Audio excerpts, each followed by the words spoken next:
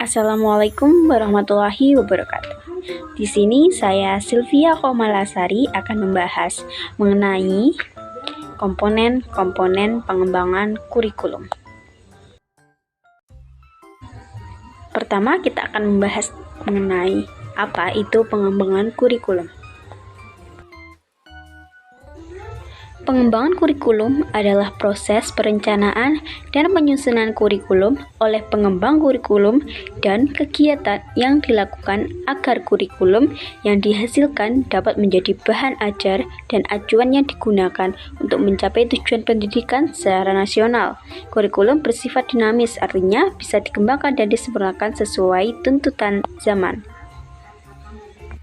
Dan apa yang terjadi jika kurikulum tidak dikembangkan? Jika tidak diadakan pengembangan, maka kurikulum bisa dipastikan tidak lagi relevan, mandek, ketinggalan zaman, sehingga menyebabkan lembaga ditinggalkan oleh masyarakat. Kurikulum sebagai sistem.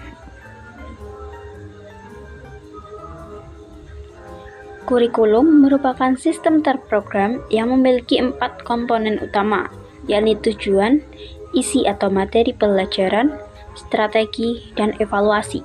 Sebagai sistem, kurikulum merupakan bagian dari sistem persekolahan, sistem pendidikan, bahkan sistem masyarakat. Kurikulum harus dipertimbangkan secara holistik dalam pengembangan kurikulum. Komponen-komponen kurikulum. Dalam pengembangan kurikulum terdapat 4 komponen utama yang saling berkaitan, yakni komponen tujuan, komponen isi atau materi, komponen strategi, dan komponen evaluasi. Komponen tujuan. Komponen ini berhubungan erat dengan arah atau hasil yang diharapkan secara mikro maupun makro. Tujuan pendidikan memiliki klasifikasi dari mulai tujuan yang sangat umum sampai tujuan khusus yang bersifat spesifik dan dapat diukur, yang kemudian dinamakan dengan kompetensi.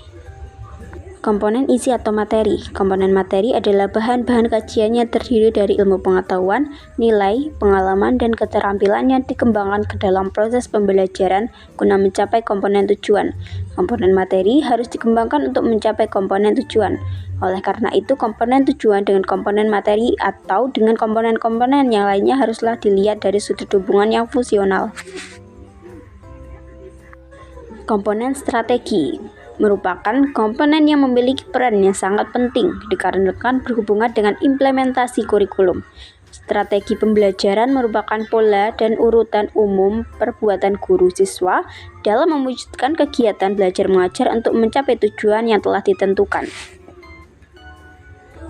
Komponen evaluasi. Komponen evaluasi berhubungan dengan penilaian terhadap pencapaian tujuan pembelajaran.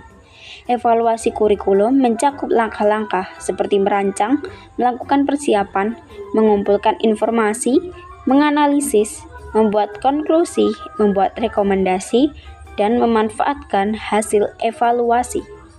Setiap kegiatan pembelajaran akan memberikan umpan balik dalam pencapaian tujuan-tujuan belajar dan proses pelaksanaan mengajar.